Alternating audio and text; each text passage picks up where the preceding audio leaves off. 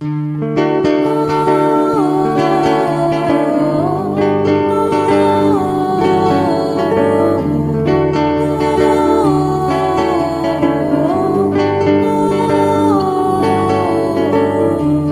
nome do Pai, aprendo a ser forte como o sol. Em nome da Mãe, aprendo os encantos de uma lua. Em nome do Irmão, aprendo as virtudes de um cristão. Jesus é Mãe, Pai, Filho, Irmão Celeste. Ó Mestre, sou um universo dentro do universo da família, a caminho do milênio do amor.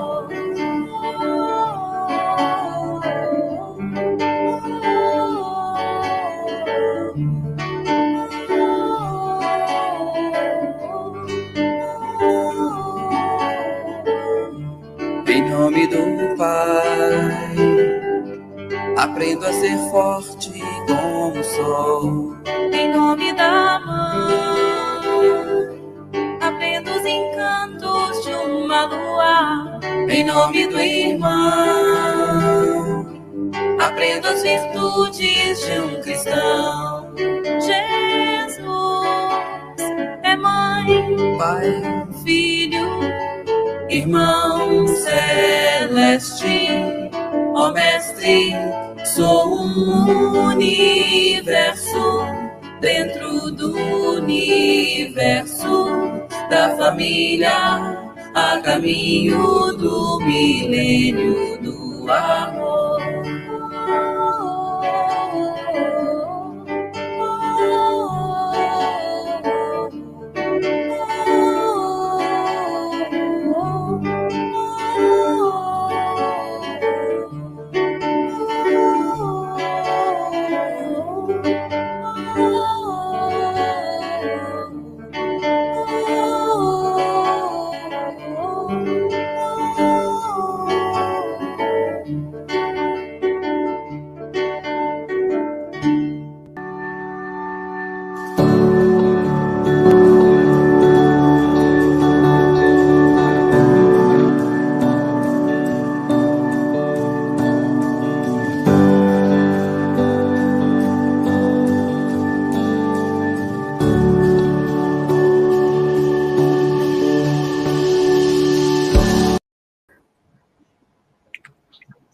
Boa noite, família universal.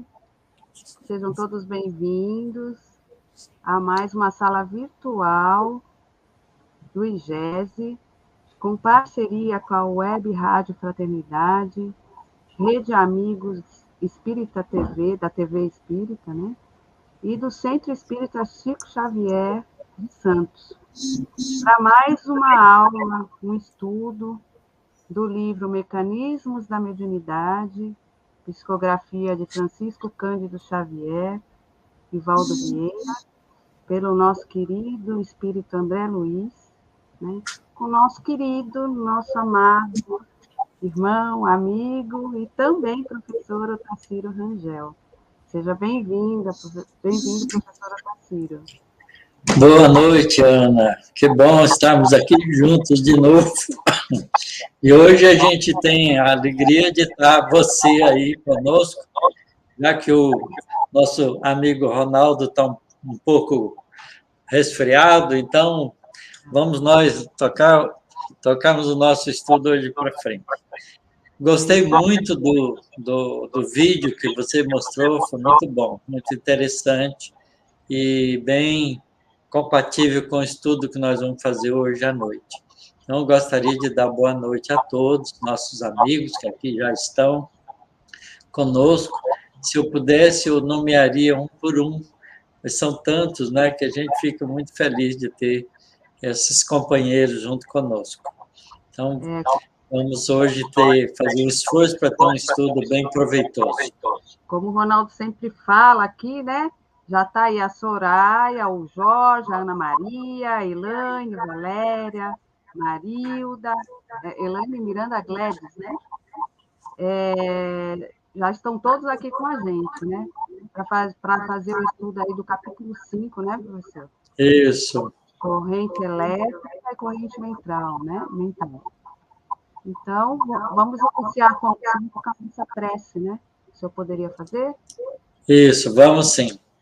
Então, vamos colocar nossos pensamentos nas forças superiores da vida, que emanam de Deus, nosso Pai Celestial, e que são conduzidas amorosamente pelo Espírito bondoso de Jesus, que cuida de todos nós no nosso processo de evolução. E certamente de todos esses espíritos bondosos, mensageiros de Jesus, que certamente nos amparam em nossos estudos, procurando nos envolver a todos em nossos lares, de onde nós acompanhamos o trabalho do estudo conjunto, porque certamente os nossos amigos espirituais aproveitam esses momentos para estarem junto conosco, nos amparando, nos assistindo, fortalecendo nossos valores, a fim de que nós sigamos firmes no nosso propósito de sermos aprendizes do Evangelho e trabalhadores do bem. E hoje, em especial, gostaria de pedir a todos uma vibração especial para uma amiga nossa, daqui de São Carlos, que tem um problema sério de leucemia, que está precisando de muitas energias de todos nós. Peço a Deus que ampare essa amiga, a sua família, a fim de que todos possam superar esses momentos difíceis com coragem e com bom ânimo. Nós somos muito felizes porque, compreendendo a doutrina espírita, os embates da vida que nos visitam sempre são olhados pelo entendimento que já possuímos da doutrina como desafios de crescimento espiritual. E aí pedimos força e coragem a Deus para que possamos vencer essas dificuldades sem perder nosso bom humor, nossa alegria, porque sabemos que são conquistas espirituais através desses desafios que nos ajudam a sermos espíritos cada vez mais livres e melhores. Abençoe, Senhor Jesus, todas as criaturas que sofrem no nosso planeta. E ajude especialmente, Senhor, todos aqueles que ainda desviados do caminho do bem fazem sofrer, que eles possam compreender a necessidade de mudança de comportamento na direção de uma fraternidade universal que todos nós devemos cultivar em nossos corações. Abençoe nosso estudo da noite, que assim seja. Isso aí. Vamos lá. Então, hoje nós vamos começar o capítulo 5, corrente elétrica e corrente mental. Nesse capítulo, mais uma vez, nós vamos ver André Luiz fazer comparações de maquinárias, né, de coisas elétricas com os processos mediúnicos. Então, ele faz um esforço aqui de descrever alguns equipamentos, alguns aparelhos que nós usamos no cotidiano da nossa vida, não é? Através da tecnologia que já temos alcançado, e ele utiliza, então, esses recursos para fazer uma analogia, uma comparação entre as coisas, os fenômenos físicos da vida material e os fenômenos espirituais, né? Principalmente o fenômeno da comunicação mediúnica. E esse capítulo, né, ele apresenta aqui para nós vários conceitos interessantes. O primeiro deles é um dínamo. Ele vai fazer a comparação de um dínamo elétrico com um dínamo espiritual. Depois vai falar sobre um gerador elétrico, né, que é uma coisa semelhante.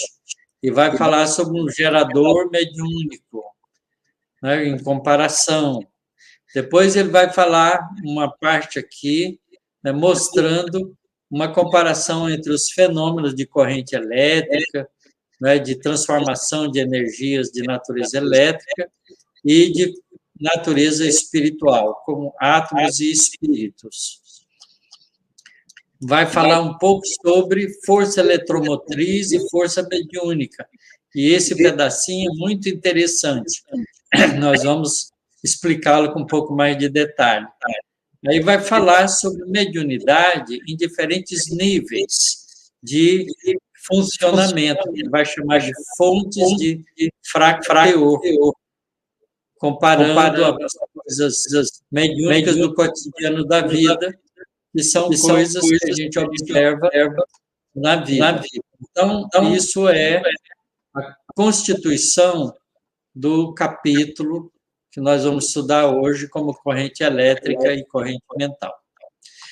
Então, nós vamos fazer, assim, uma leitura para a gente seguir a ideia que ele traz para nós. Então, ele começa assim, dínamo espiritual.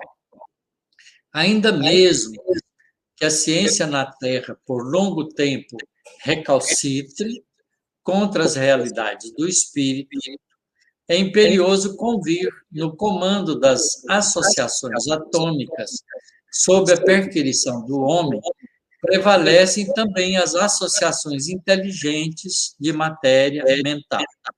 Então, há uma interação entre o mundo físico e o mundo espiritual. No fundo, é isso que ele está dizendo aqui. O espírito encarnado ou desencarnado, na essência, pode ser comparado a um dínamo complexo. O que é um dínamo? Dínamo é um gerador de energias. Tá? Ele, então, vai comparar o espírito, seja no corpo físico ou fora do corpo físico, a um dínamo complexo, onde se verifica a transubstanciação do trabalho psicofísico em forças mento-eletromagnéticas, forças essas que guardam consigo no laboratório das células em que circulam e se harmonizam a propriedade de agentes emissores e receptores, conservadores e regeneradores de energia. Então, vocês vejam que ele está fazendo uma comparação. Nós vamos especificar isso aqui.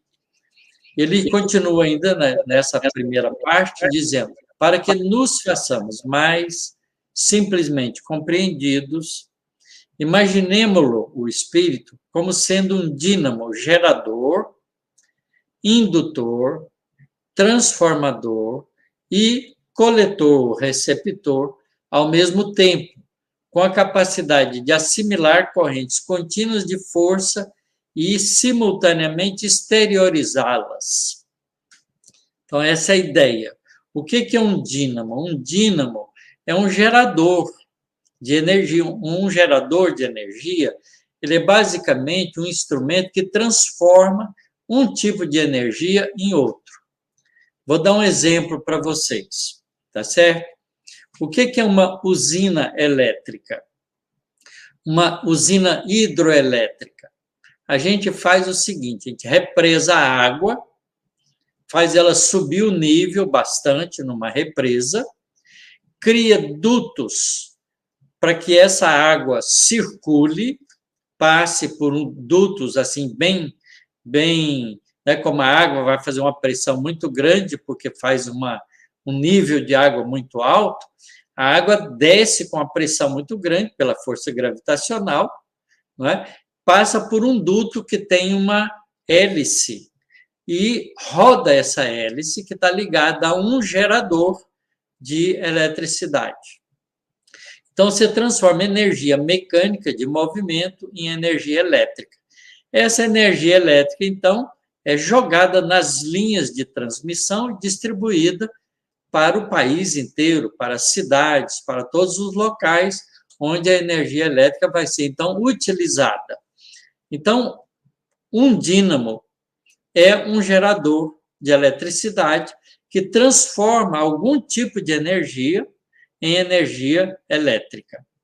Então, nós temos energia elétrica sendo produzida por hidroelétricas, por termoelétricas e por energias nucleares, não é? Termonuclear. Que basicamente o que a gente está fazendo é transformando a energia elétrica, transformando a energia de queda de água em movimento de hélice, que vai rodar um dínamo, que vai gerar energia elétrica por atrito. Então, isso é hidrelétrica, funciona assim. São imensos dínamos, imensos geradores que são tocados, são vários tubos numa represa que a gente faz, como Itaipu, tem umas 10 saídas gerando cada uma delas num gerador energia elétrica.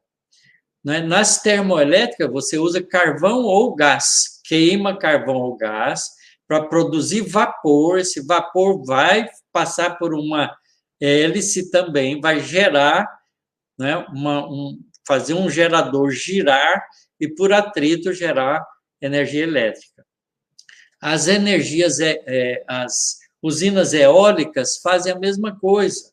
O vento toca aquela hélice, a hélice gira um dínamo lá embaixo, transformando a energia mecânica em energia elétrica. Então, a gente tem, a energia nuclear faz a mesma coisa. Nas reações nucleares, aquece um tanque de água, e esse tanque de água aquecido transporta o calor através de outro tanque de água, de água comum, porque o primeiro tanque é de água pesada, água em vez de hidrogênio, com deutério, que é um isótopo mais pesado do que o hidrogênio.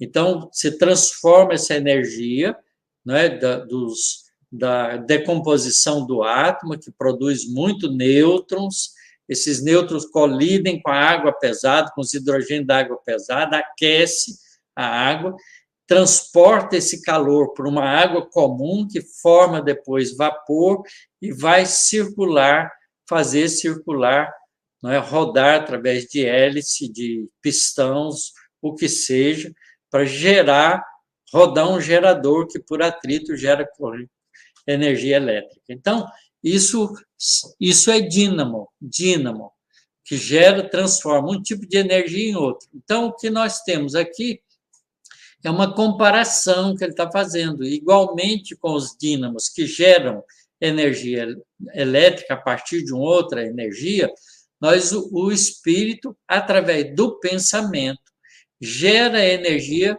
não é, psicofísica, energia espiritual, que o médium, em contato com o corpo, transforma essa energia mental em processos biológicos para a manifestação da ideia do espírito comunicante através dos processos físicos da fala, da audição, da vidência, enfim, dos tipos diferentes de mediunidade. Então, o que ele está dizendo aqui, o espírito encarnado, principalmente, não é? Mas o desencarnado também faz isso e utiliza para isso o perispírito.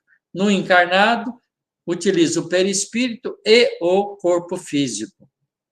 Pode ser comparado, então, a um dínamo complexo, onde transubstancia trabalho, quer dizer, transubstanciar é transformar energia de trabalho psicofísico em forças, não é, que vão se manifestar através do pensamento no organismo biológico, através de transformação de energia mental em energia eletromagnética, porque o corpo físico funciona à base das reações químicas, à base das correntes neuronais, que são todos processos físicos, impulsionados pelas forças de natureza elétrica e magnética do nosso corpo físico. E ele, então, para mostrar essa associação da transformação da energia mental em energia física, ele chama isso de forças mentoelétricas. eletromagnética. É um nome que ele inventou aqui para traduzir essa ideia de transformação de energia mental em energia física, tá certo? Através do corpo físico, não é? Isso ocorre nos laboratórios das células, que as células é que trabalham biologicamente e faz circular essa energia através dos processos, não é? Bioquímicos do nosso corpo, através da manifestação da fala, da capacidade auditiva, da psicografia, movendo o braço para escrever e assim por diante, tá bom? Então, ele vai especificar um pouquinho o gerador elétrico para poder melhorar essa comparação. Então, ele diz assim nessa próxima sessão: recordemos que um motor qualquer, se alimenta da corrente elétrica. Por exemplo, o motor do liquidificador. O liquidificador tem um motorzinho lá, que vai rodar aquela hélicezinha em cima, que vai triturar os alimentos. Então, o motor do liquidificador vai ser tocado se você ligar ele na tomada. Então, você pode fazer isso através, né, do circuito elétrico. Então, ele está falando aqui, recordemos que um motor se alimenta da corrente elétrica fornecida pelos recursos atômicos do plano material, pelas correntes elétricas produzidas pela movimentação dos elétrons que constituem, não é, as partículas que circulam, que se movimentam ao longo dos fios elétricos de cobre. Tá certo? O fio de cobre é um bom condutor porque ele tem elétrons que pode se mover na estrutura metálica e sair de um ponto e circular para outro ponto, fazendo um fluxo de elétrons, criando, portanto, uma corrente elétrica. São recursos atômicos do plano material. E para simples efeito de estudo da transmissão de força mediúnica, em que a matéria mental é substância básica, lembremos que a chamada força eletromotriz, que movimenta, que impulsiona, não é, na corrente elétrica os elétrons, no espírito as correntes mentais, nascem do agente que produz, não é, essa circulação num processo de circuito fechado, que se estabelece entre o espírito comunicante e o médium. Então, você cria um mecanismo de corrente mental entre a mente do espírito comunicante com a mente do espírito do médium. Então, ele está dizendo, afirmamos que o gerador elétrico é uma fonte de força eletromotriz. Entretanto, não nos achamos à frente de uma força automática, mas de uma característica do gerador, no qual a energia absorvida sob forma particular, por exemplo, mecânica, se converte em energia elétrica, como nas usinas. O aparelho gerador, no caso, ele não plasma corrente elétrica propriamente dito. O que ele faz é produzir uma determinada diferença de potencial entre dois pontos e, se você liga, não é, um fio entre esses dois pontos, você vai ter uma corrente elétrica. Então, o aparelho gerador, no caso, ele não plasma as correntes elétricas, mas ele produz determinada diferença de potencial elétrico ou de voltagem, né, 110, 220, voltagem de uma bateria de carro que é de 12 volts, não é? Todas as baterias, todas as pilhas elétricas são geradores de energia elétrica, tá certo? Basta você ligar um fio de um polo no outro que vai circular uma corrente elétrica. Se você ligar um fio, puser uma lâmpada no circuito, essa corrente elétrica, quando passar na lâmpada, vai fazer a transformação da energia elétrica em energia luminosa, que a gente vê através da lâmpada, emitindo, portanto, luz. Tá certo?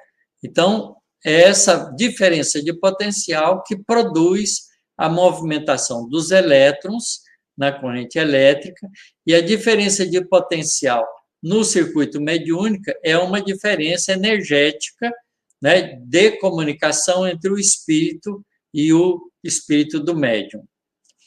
Então, ele vai dar um exemplo para isso, que a gente já falou, que não precisa, ele fica tentando detalhar e acaba criando, assim, eu diria, se eu fosse o André Luiz escrevendo esse livro, eu simplificaria um pouco esses textos para não ficar assim tão, né, material.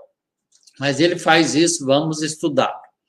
Figuremos 2 campos elétricos separados, cada um deles com carga de natureza contrária. Por exemplo, você pega 2 placas metálicas, 2 placas de alumínio ou 2 placas de cobre, carrega uma com carga negativa e a outra com carga positiva, tá certo? Então, você vai criar um campo elétrico entre essas 2 placas carregadas de carga positiva e negativa. O campo elétrico vai apontar, não é, da placa positiva para a placa negativa.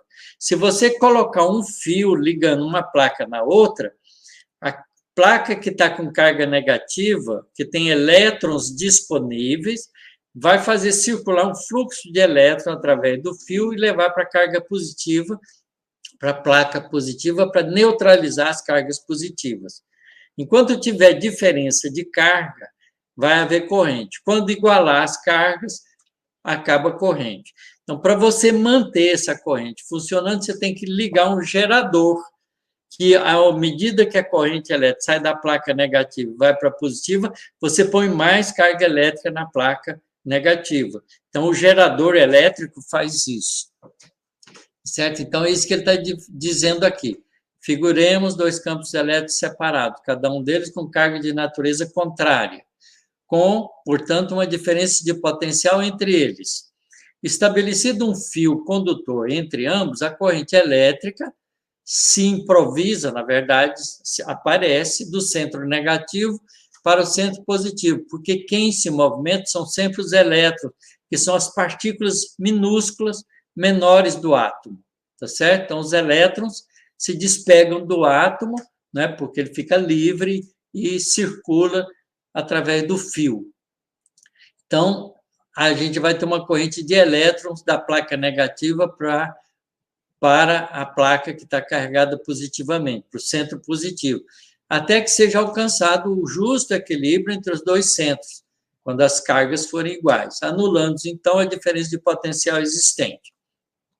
Se desejamos manter a diferença de potencial que nos referimos, é indispensável ligar entre as placas um gerador elétrico por intermédio do qual a gente alimenta de forma constante o fluxo eletrônico de um para o outro para manter a corrente circulando no condutor, não é? Mantendo, portanto, esse campo elétrico, não é, existindo todo o tempo, empurrando os elétrons da carga negativa para a carga positiva. Então, ele fala isso e vai fazer agora uma comparação com um gerador mediúnico. Idealizemos o fluxo de energias mentais ou mento-eletromagnéticas no encarnado, ou fulcros, centros, núcleos de ondas da entidade comunicante e do médium, como 2 campos distintos, exatamente como a placa negativa e a placa positiva, associando valores análogos, né, positivos e negativos, respectivamente, com uma diferença de potencial, vamos dizer, potencial mental, desse caso, que, em nosso caso, constitui uma certa capacidade de junção específica. Essa certa capacidade de junção específica é a afinidade entre o médium e o espírito comunicante, tá certo? Essa capacidade de ligar um ao outro, o médium ao espírito, é a afinidade mediúnica, né? A proximidade de pensamento e comportamento dos 2 espíritos, o do espírito livre, que vai se comunicar, e o médium.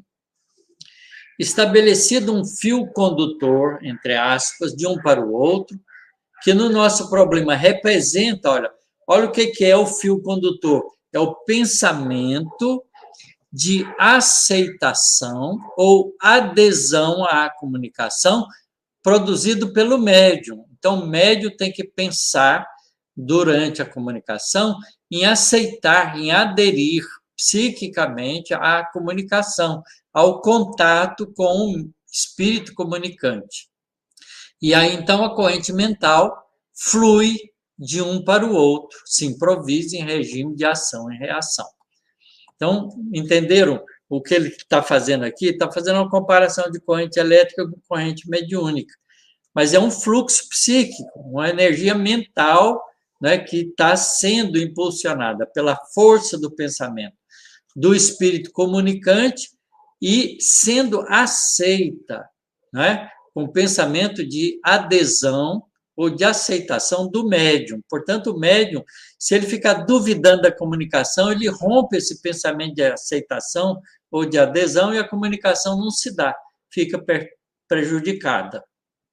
Então, é preciso que o médium mantenha essa comunicação através do pensamento de aceitação ou adesão ao fenômeno mediúnico, à comunicação com o espírito. Então, através desse processo, há um fluxo mental do espírito comunicante para o espírito do médium, que vai, através da ligação do perispírito do médium com o corpo físico dele, transformar isso num fenômeno de natureza física, através das sensações, da fala, dos recursos que o médium oferece para a comunicação mediúnica, atingindo dessa forma o equilíbrio entre ambos. E essa comunicação se anula desde que a diferença existente pela integração das forças conjuntas em clima de afinidade seja rompida. Então, é preciso que haja o equilíbrio entre ambos.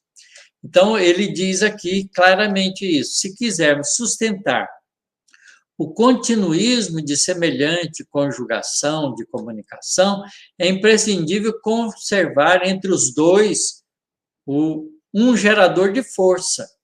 Entre os dois, quem? O espírito comunicante e o espírito do médium. E na questão em análise, essa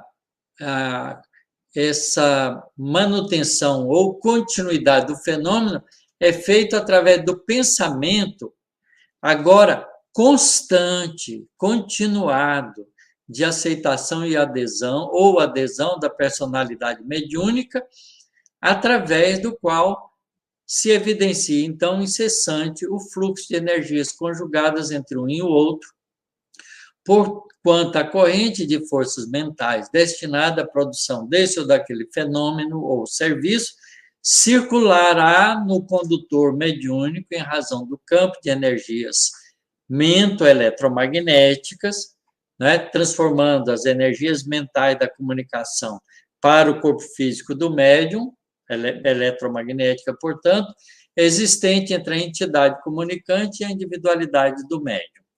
Então, o médium, por exemplo, sente o primeiro impulso durante a comunicação como a solicitação do espírito comunicante. E aí, com o pensamento de adesão, aceita esse estímulo e, para manter a comunicação, ele precisa pensar continuamente, ter um pensamento constante de aceitação e adesão enquanto a comunicação mediúnica se dê, até que a comunicação cesse, porque o espírito já fica, não é, atendido nas suas necessidades comunicativas. Tá ok? Então, esse mecanismo é um mecanismo muito importante da gente entender, porque ele vai ocorrer durante o fenômeno mediúnico. A gente pode nem entender durante o fenômeno mediúnico que está ocorrendo, mas se a gente estuda isso, a gente sabe que isso está acontecendo, então a gente ajuda, mantendo esse pensamento constante de adesão à comunicação mediúnica. Esse átomos e espíritos aqui, ele não está muito claro, e eu, então, sugeriria para vocês nem se preocupar muito com ele, porque ele não ajuda muito a ficar clara essa ideia, tá certo? Porque a ideia é a mesma, já está dita nessa sessão anterior. O que é mais importante aqui é a gente entender que essa força eletromotriz e a força mediúnica, na corrente elétrica, a força eletromotriz é feita pelo gerador. Na força mediúnica, é feita pelo pensamento constante de adesão do médium e a necessidade de comunicação do espírito. Ok? Então, vamos ler esse pedacinho. Compreendemos que, se dispomos em toda parte de fontes de força eletromotriz, mediante a sábia distribuição das cargas elétricas, encontrando-as a cada passo em todo o mundo material, por exemplo, na indústria do progresso, nos automóveis, né, nas fábricas, em tudo quanto é lugar, a gente vê isso, a utilização da energia eletromagnética produzida pelas forças eletromotrizes das geradoras, né, das subestações que transformam essa energia para que ela possa ser bem utilizada. Então, ele diz que também, né, a gente tem igualmente variados mananciais de força mediúnica, mediante a permuta harmoniosa, consciente ou inconsciente, dos princípios ocorrentes mentais, sendo possível observá-los em nosso caminho, alimentando grandes iniciativas de socorro às necessidades humanas e de expansão cultural nas grandes obras produtivas da humanidade. Usinas diversas espalham-se na paisagem terrestre, alentando sistemas de luz e força na criação do conforto e da atividade em cidades e vilarejos, campos e estâncias, e associações mediúnicas de variada espécie se multiplicam também nos quadros morais do mundo, em todas as atividades humanas, nutrindo as instituições maiores e menores da religião, da ciência, da filosofia, da educação, da arte, do trabalho, do consolo, da caridade, impulsionando a evolução da espiritualidade no plano físico. Isto é, o que ele está dizendo aqui é que há uma intensa interação do mundo espiritual com o mundo físico em todas as atividades humanas. Um artista, por exemplo, que vai pintar um quadro, ele quase sempre, na inspiração dele de escolher a paisagem e fazer a pintura, ele tem a colaboração de espíritos artistas que o ajudam. Um escritor que vai escrever um determinado texto, não é? Seja para o bem ou para o mal, ele vai ter a participação de espíritos de mesmo teor, ajudando ele naquela escrita. Então, por exemplo, se ele vai escrever uma coisa que é benéfica, se o escritor é cuidadoso em escrever coisas construtivas, ele tem espíritos bondosos que o ajudam nesse trabalho cotidianamente. O indivíduo que escreve para os jornais e gosta de escrever fofoca, vai ter lá um espírito fofoqueiro, vários espíritos fofoqueiros ajudando ele a fazer isso. Então, todas as atividades humanas têm uma interação com o mundo espiritual. É muito mais amplo do que a gente imagina.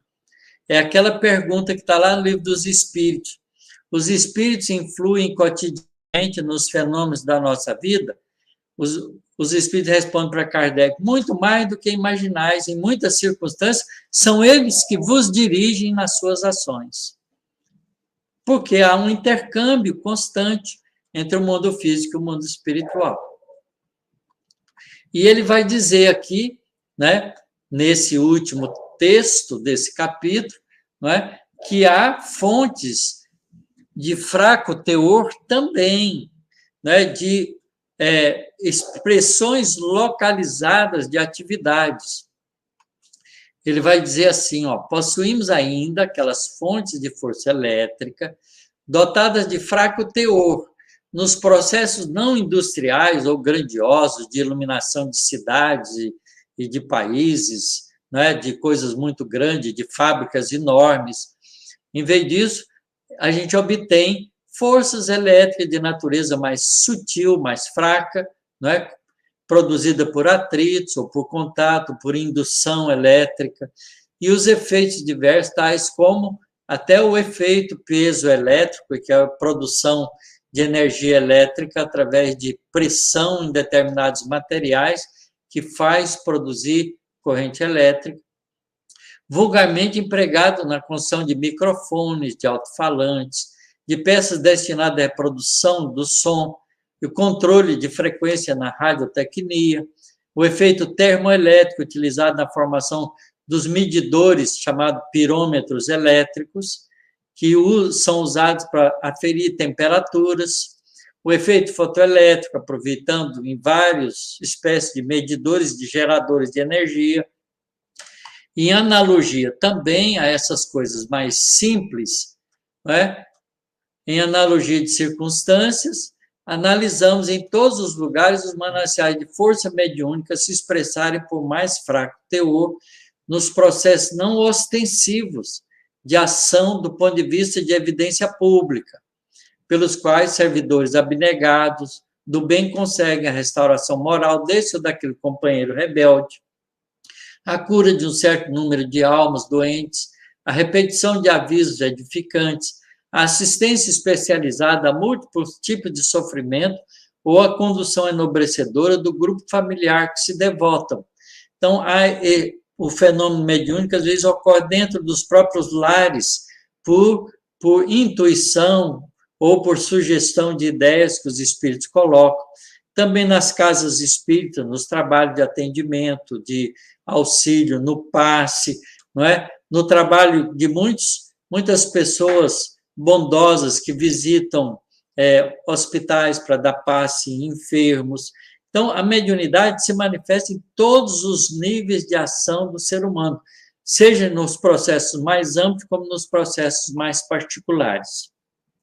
Em todas as atividades mediúnicas, porém, nas quais a mente demande a construção do bem, sejam elas de grande porte ou de singela apresentação, a importância do trabalho a realizar e a luz da vida superior são sempre as mesmas, possibilitando ao espírito a faculdade de falar ao espírito na obra incessante de aperfeiçoamento e sublimação. Quer dizer, aqui ele está dizendo aquilo que Allan Kardec fala no livro dos médiuns. Todos somos médiuns de uma forma ou de outra. Mas as mediunidades ostensivas, não é, missionárias, como os grandes missionários, e há mediunidades mais particulares, né, que se manifestam em ambientes mais comedidos, mais simples, em anonimatos, como muitas vezes nas casas de oração. Então, é muito bom a gente saber disso. Então, é esse o capítulo 5. Ele faz, portanto, uma comparação entre corrente elétrica e corrente mental, corrente mediúnica. Transporte de energia elétrica, né, de geradores ou de usinas hidrelétricas, ou de usinas que geram energia elétrica, para as atividades gerais da humanidade. E a mediunidade também ocorre em fenômenos semelhantes, onde mentes espirituais se associam a mentes encarnadas para o processo de transmissão das forças espirituais através dos recursos medianímicos do ser humano. Então, é essa seção colocada nesse capítulo. Ele vai continuar falando um pouco disso no capítulo 6, falando sobre circuito elétrico e circuito mediúnico. Ele é muito enfático em fazer essas comparações.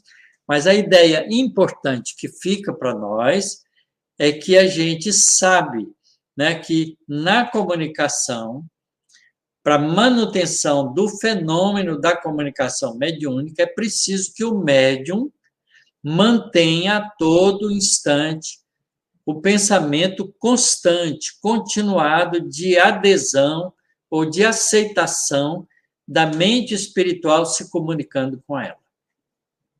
Certo? Isso é fundamental para a gente entender qual é a postura nossa como médium no processo da comunicação mediúnica. Muito bem, vamos para os nossos diálogos, junto com os nossos companheiros que estão nos acompanhando nesse estudo do André Luiz.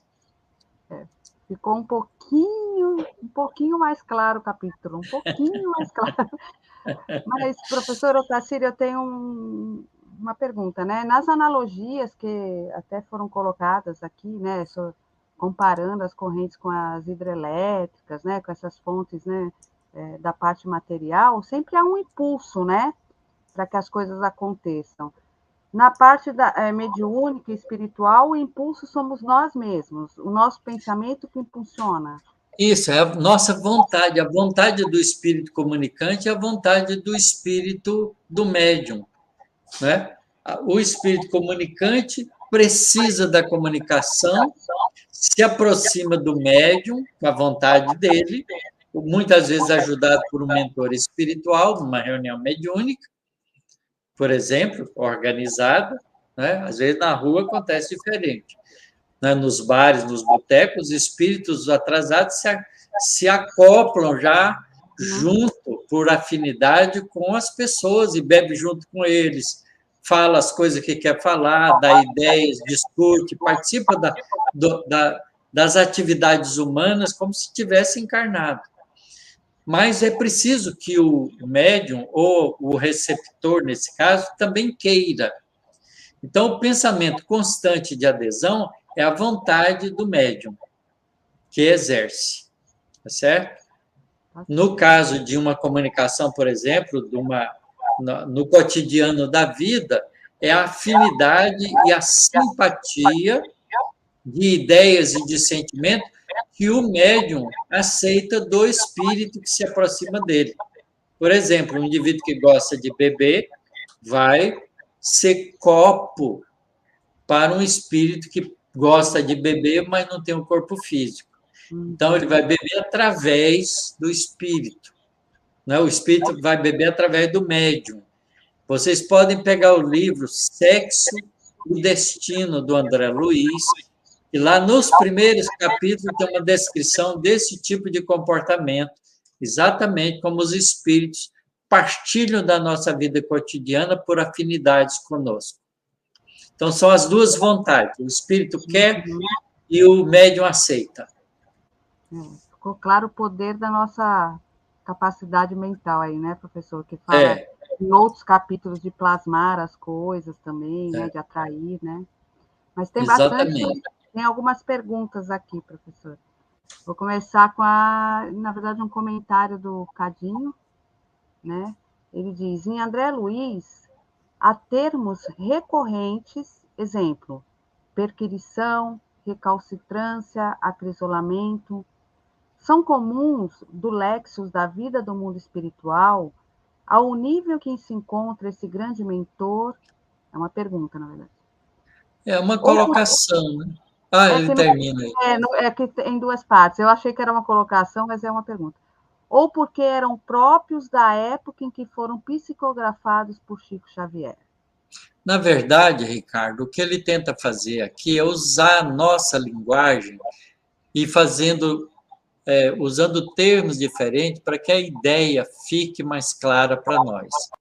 Basicamente, na comunicação mediúnica, você tem duas mentes que vão se comunicar, não é? É a mente do espírito comunicante e a mente do encarnado, que vai traduzir a comunicação do espírito que deseja a comunicação para as vias físicas, biológicas, para que as pessoas que estão à volta partilhem dessa comunicação. Então, por exemplo, numa reunião mediúnica, todo mundo está sentado à volta da mesa, quando um médium vai ficar mediunizado, o espírito se aproxima dele, não é?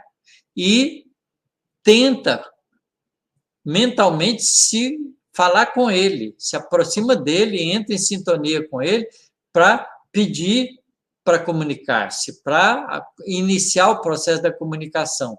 Se o médium está treinado para isso, ele aceita, tem um pensamento constante de adesão, aceita a comunicação e as sensações, percepções, dificuldades ou facilidades do espírito comunicante repassa através do perispírito do médium para o corpo físico, para que todos partilhem da comunicação mediúnica. Então, a gente ouve a voz do médium mas a palavra e a frase colocada é o pensamento do espírito comunicante.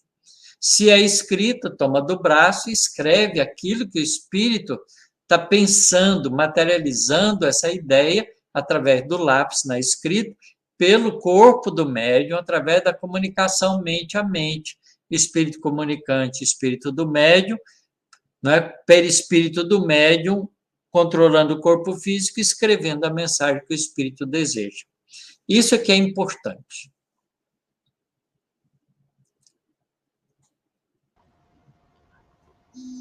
Aí agora o Saletier Buzet disse assim: Otacílio, se Jesus em suas curas influenciava a mente do paciente, que mexia na estrutura do perispírito deste, que consertava o corpo, como explicar a cura tão rápida do homem da mão seca, por exemplo? É porque o espírito, o indivíduo que tinha mão seca, estava pronto para aquilo.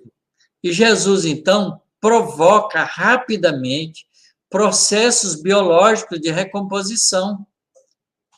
Olha, na Revista Espírita de Allan Kardec, eu não sei dizer para vocês que número, mas quando ele fala sobre a mediunidade de cura, Allan Kardec descreve o caso muito interessante de uma senhora que era médium e que ela levou um tombo e quebrou o braço. E aí os espíritos disseram na reunião que iam curar o braço dela. Então, ela, apesar do braço quebrado e enfaixado, ela participou da reunião mediúnica. Então, os espíritos mediunizavam ela e, através dos recursos dela mesma, fazia movimentação da mão, da outra mão dela que estava perfeito, no braço quebrado, e em 3 dias cria toda a consolidação óssea do braço. Acelera o processo biológico de deposição e reprodução de células ósseas com fluxo de cálcio, né?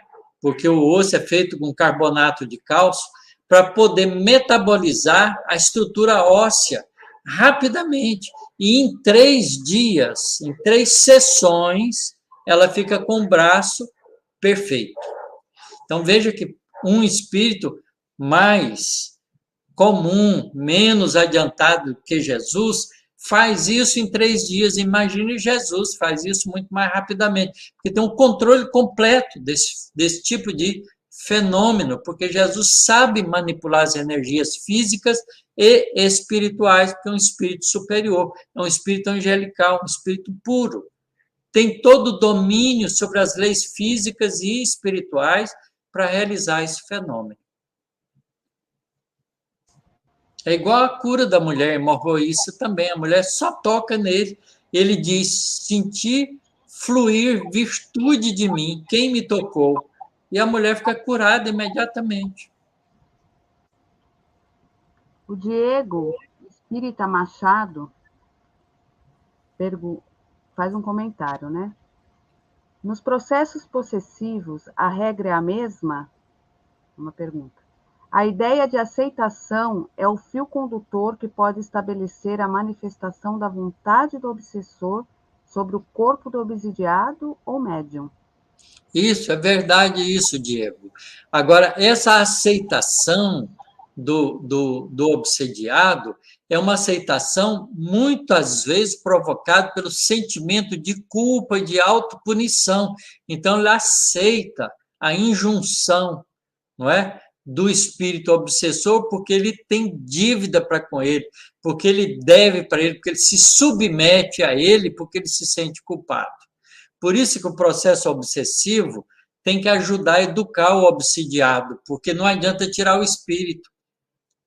É preciso que o médium, o obsidiado, também aceite e queira fazer essa mudança de comportamento para não aceitar a subjugação do espírito, para reagir a isso e não é, fazer um esforço de realizar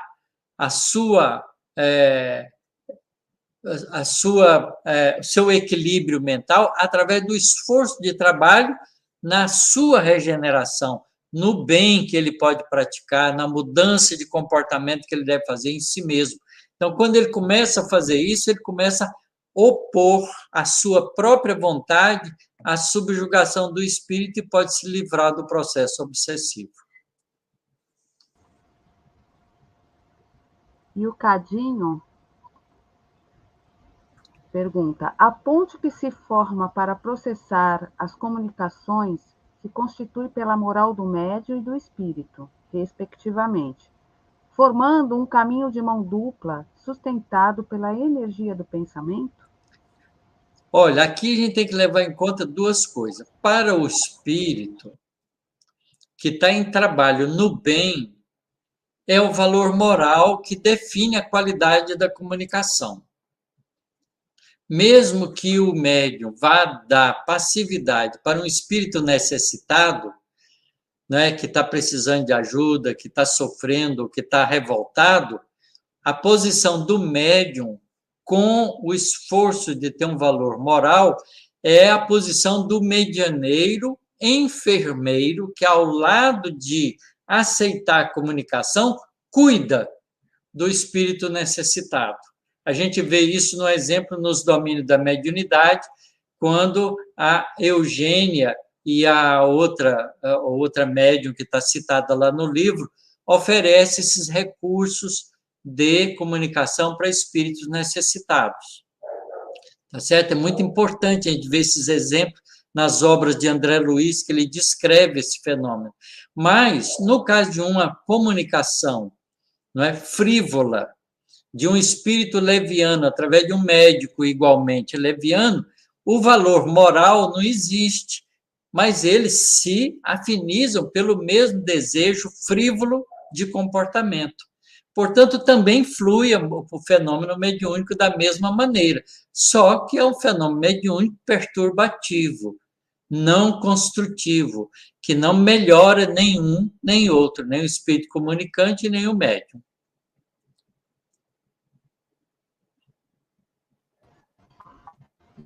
A Luciana faz uma pergunta, mas na sequência ela faz uma completação. Boa noite, professor Otacílio. Esse ano no trabalho mediúnico, e ainda é complicado identificar se há realmente comunicação. Tenho sentido muitas sensações corporais e até certa tontura. Faz parte. Faz parte, sim, Luciana. Aí ela coloca assim, complementando: nem sempre sinto necessidade de falar, como se apenas essa sensação fosse suficiente. É porque depende também do espírito comunicante. Muitas vezes o espírito é só colocado em sintonia com o médium para ele já receber a ajuda pela presença da vida corporal momentânea. Há uma descrição de fenômenos desse tipo no livro, nas obras do Manuel Filomeno de Miranda. E ele chama isso de uma espécie de benefício anímico ou choque anímico, onde a proximidade do espírito com o médium já ajuda ele a perceber que ele é só um espírito, que ele não tem mais, que aquilo é artificial e que ele precisa cair na realidade que ele é um espírito imortal. Muitas vezes. Então, às vezes, não há necessidade da expressão do espírito através da fala ou da escrita. Só a aproximação, o estado de perceptivo ali já ajuda o espírito a se encontrar. Então, o fenômeno mediúnico tem uma variedade de nuances enorme. Ele é extremamente colorido, vamos dizer assim, com cores as mais diversas, que vai desde, não é, a uma coloração linda de um fenômeno muito bonito, até fenômenos de sensações, de percepção mais grosseira, de espíritos em dificuldades. Mas é assim mesmo. E muitas vezes, quando o espírito está muito perturbado, o médium sente a perturbação dele e, às vezes, sente tonteira, sente dificuldade fisiológica, sente mal-estar. né? Às vezes, se ele vai dar comunicação e o espírito está sofrendo muito, ele sente o sofrimento do espírito, porque a onda mental do espírito ou nossa não carrega só a informação da ideia, mas também do estado emocional, do sentimento. A onda mental carrega essas duas informações nossas, o que a gente pensa, a ideia, e o que a gente sente com aquele pensamento, com aquela ideia. Então, se o espírito está sofrendo, e ele fala, e ele blasfema, e ele reclama, ele fala, mas está sentindo aquela dificuldade, o médium sente igualmente, sofre durante a comunicação mediúnica o sofrimento do espírito. Do mesmo jeito, se for um espírito superior, se beneficia com as alegrias e a harmonia daquele espírito superior que está se comunicando por ele. Tá bom? Então, o médium é um enfermeiro. Ele não pode, depois da comunicação, ficar naquele estado emocional perturbado. Ele tem que se recompor rapidamente, se desligando das ideias do espírito e se recompondo psiquicamente com as suas próprias ideias. E a Maria Lúcia Barbosa falou assim: acho que a eletricidade ficou bem explicada. Poderia falar-nos mais sobre magnetismo? Posso. E aqui, essa pergunta da Maria é muito boa. Sabe por quê, Maria? Porque os espíritos, às vezes, usam a linguagem do magnetismo que não tem nada a ver com o magnetismo físico. É importante a gente fazer essa diferença. Eles chamam de magnetismo animal a possibilidade de fluir na gente energias anímicas, tipo ectoplasma. Tá certo? Mas isso não é... A palavra magnetismo, ela ficou historicamente, mas ela é mal aplicada. Por que razão ela surgiu? Porque na época em que Kardec escreveu o Livro dos Espíritos, tanto a eletricidade quanto o magnetismo já tinham as suas equações físicas estabelecidas, mas as ideias ainda não estavam muito claras na maioria das pessoas. Né? E Mesmer, que foi um médico, ele utilizou de experiências muito interessante o mesmerismo, que era pegar algumas tinas de umas vasilhas, umas tinas mesmo, que ele enchia de água e, às vezes, de limalha de ferro, não é? Com ímãs, porque ele pensava que aquele material magnético podia influir no corpo e na doença das pessoas. Ele era um médico e fazia com que as pessoas, né, usassem aquelas tinas com aquelas águas aparentemente magnetizadas para poder curar doenças. Mas depois e as pessoas entravam, às vezes, em transe mediúnico, transe hipnótico. Então, ficou associado aquela coisa de magnetismo com as curas produzidas através dessa influência. Isso evoluiu, né, porque como as pessoas entravam em transe, isso evoluiu até esbarrarem com os processos hipnóticos, sugestivos, que a gente chama ainda até hoje de magnetizador. O hipnotizador é um magnetizador entre aspas, não é? Mas esse fluido magnético, entre aspas, é fluido anímico, a energia do corpo biológico, não tem nada a ver com o magnetismo do ferro, da magnetita, dos minérios magnéticos. Tem nada a ver com isso. Tá certo? Eu trabalho com ímãs enormes que dão um campo magnético altíssimo. Eu enfio a minha cabeça dentro dos polos do ímã com o magneto ligado, não acontece nada, não tem influência alguma, tá certo? Porque a gente não está suscetível desse magnetismo sobre a gente. As pessoas, às vezes, compram colchão com ímã magnético, tem uns colchões japoneses aí, diz que cura doença, não tem nada a ver, não está demonstrado que cura coisa nenhuma, tá certo? Porque não é isso que cura a pessoa, o que cura a pessoa é um comportamento de mudança de conduta e remédio, e buscar ajuda médica. Tá certo? Então, o magnetismo, quando os espíritos falam sobre magnetismo no mundo espiritual, entenda como as energias mediúnicas. E é isso que é importante a gente entender claramente. Não tem nada a ver com magnetismo físico. Isso foi uma transposição histórica da palavra.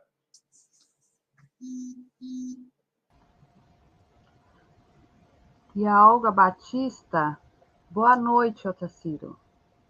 Como facilitaria ao médium ostensivo saber sobre esse assunto em suas passividades?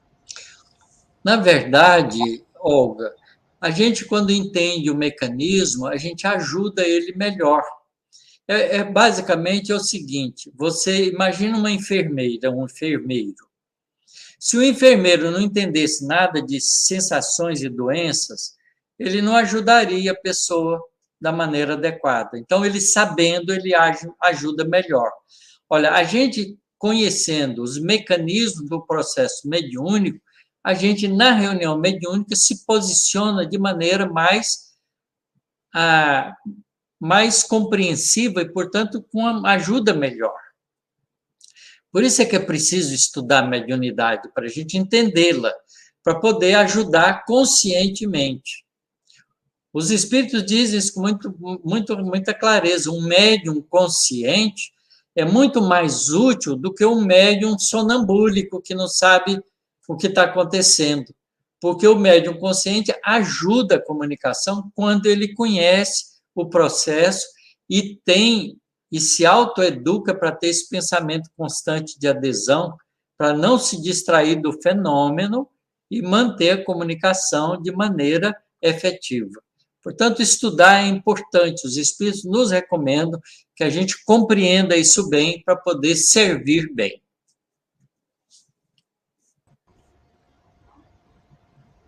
E o Diego, espírita Machado, nosso sistema imunológico, por intermédio da nossa alma mais adiantada, vai evoluir ao ponto de se curar de forma, entre aspas, milagrosa, de algumas patologias que hoje ainda não temos cura? Com certeza. Isso é a medicina do futuro. Na verdade, o Paul Gibier, que foi um estudioso de animismo e espiritismo, tem livros escritos, estudou vários faquires, pessoas que tinham domínio sobre a si mesmo. Ele fala de coisas importantes de comportamento que a gente pode realizar no nosso corpo. E ele descreve um amigo dele, né, que era médico também.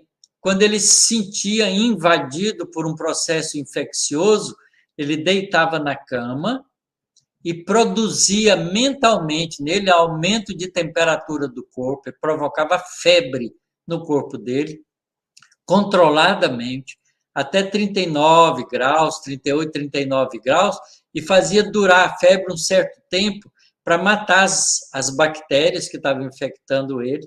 Depois ele baixava a febre dele com a força de vontade e saía normal, porque ele provocava, ele não tomava antibiótico, ele usava a febre para matar as bactérias, porque a febre é uma do corpo, né, de subir a temperatura do corpo para poder matar as bactérias invasoras. Não sei se vocês sabiam disso. Então, a febre é uma reação de defesa do nosso organismo. Só que ela não pode passar de um certo valor, porque senão ela produz sangramentos. Os nossos vasos mais finos podem rebentar, porque fica mais flácida com a temperatura e pode arrebentar. Então, a febre precisa ser controlada. Tá certo? Então, por isso é que os médicos não deixam que a febre passe de 39 graus, porque pode acontecer problemas, pode ter sangramento, pode ter vazamento de sangue na cabeça, em algum lugar, e a pessoa entrar em convulsão. Não? Então, tem que ser controlado. E esse médico fazia isso controladamente, porque ele exercia uma força de autocontrole sobre ele mesmo, sobre o corpo dele. Então, a gente pode aprender a fazer isso, com certeza. E é tão gostoso que a hora passa que a gente não sente. Mas nós estamos aqui, professor, chegando ao final da nossa aula, né, do nosso estudo, que foi muito esclarecedor para todos nós, né? É bom que vocês façam perguntas, porque assim a gente vai esclarecendo o que pode. Eu gosto muito das perguntas, porque as perguntas que eu não sei, depois eu vou estudar para saber, para trazer a resposta. E as que eu sei, eu tenho prazer em explicar. Mas foi muito esclarecedor. Eu acho que estudando assim com o senhor, como o senhor fala para a gente, que essa simplicidade, a fala mais tranquila, né? Com Eu não sei se eu entendimento. sou simples, não, viu, Ana? Mas eu Sim. tento. Não, mas a gente A gente consegue tenta entender. trazer as coisas, porque é importante a gente compreender a doutrina espírita bem, sabe? Para a gente não ficar criando fantasias desnecessárias. Não, mas como o senhor tem um entendimento da ciência, né? Que faz É, parte da sua vida aí, quantos isso. anos, professor, de estudo de física que o senhor É, fez? mais de 45 anos, quase Então, 50 anos. o senhor consegue traduzir de uma maneira que a gente consegue compreender, sim. Fica muito mais claro para nós. Não sou Então, mágico, não, Suzy. Não tem nada de mágico. A gente vai aprendendo devagarzinho. Olha, o aprendizado, gente, é uma escada. Tá certo? Vamos fazer uma comparação para entender. Todo aprendizado é uma escada. Se você chegar na pé da escada e olhar para cima e falar assim, essa escada é muito alta, muito difícil de subir. Nada disso. Você pode até dar uma olhadinha para cima e falar assim, vou fazer um esforço para subir até lá em cima. E olha para o degrau que está a seu alcance e vai aprendendo devagarzinho, olhando os degraus que estão acima imediatamente. E vai subindo degrau a degrau. E a gente chega lá, tá certo? Tudo é assim na vida. Não é? Eu sei essas coisas porque eu tenho muito tempo de estudo. Todo mundo que estuda muito tempo aprende. Nós estamos aprendendo as coisas espirituais agora. Nós estamos nas primeiras encarnações, tendo esse contato íntimo com a doutrina espírita. Nós temos que aprender a doutrina espírita ainda muitas e muitas encarnações. mas olha aí, a Diná falou que o senhor é paciente, amoroso e compreensivo. Concordo, Tá Diná. bom. E Vou continuar tentando, Diná. a Olga, cada live é uma reflexão. Maravilhoso estudar.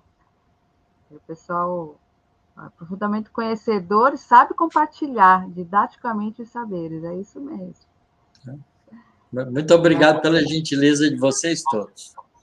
Demais esse maravilhoso mágico. O Marcos também chamou de mágico. E é isso, professor. Então, acho que a gente está chegando ao fim mesmo. Precisamos fazer a nossa prece final. Isso. Vou pedir para você fazer, Ana. Você faz? Tá bom, é fácil. Então, eu queria agradecer a todos vocês, e dar um beijo no coração de todos vocês. Fico muito feliz de estar aqui junto, para a gente aprendendo junto. Então, tá bom. Então, eu queria convidar a todos, com essa energia que nós estamos envolvidos, do plano maior, agradecer. Agradecer porque somos privilegiados em podermos estudar essa doutrina tão esclarecedora. Somos privilegiados de ter amigos tão bondosos, queridos, como o nosso professor Otacílio, que com muito amor explana os seus conhecimentos, a fim de que todos tenham a capacidade do entendimento. Agradecer a toda a equipe espiritual que faz parte desse trabalho, com todos os detalhes, para que chegue até nós. Agradecer a Deus, a Jesus, nosso Mestre, por tanta misericórdia, por tanto amor, por todos nós. Porque quanto mais conhecermos, quanto mais soubermos da nossa vida enquanto espíritos, maiores as chances de aplicarmos em nós e possamos cumprir a nossa missão da melhor maneira possível. Que possamos, na próxima semana, estarmos de novo aqui com o nosso irmão, Otacílio, para que possamos colher um pouquinho mais desse aprendizado. E, em especial, a gratidão a André Luiz por esta obra e por todo o seu empenho para que chegue até todos nós essas informações. Esteja conosco, Senhor, hoje e sempre, que assim seja. Que assim seja. Um abraço a todos. Um abraço, boa noite.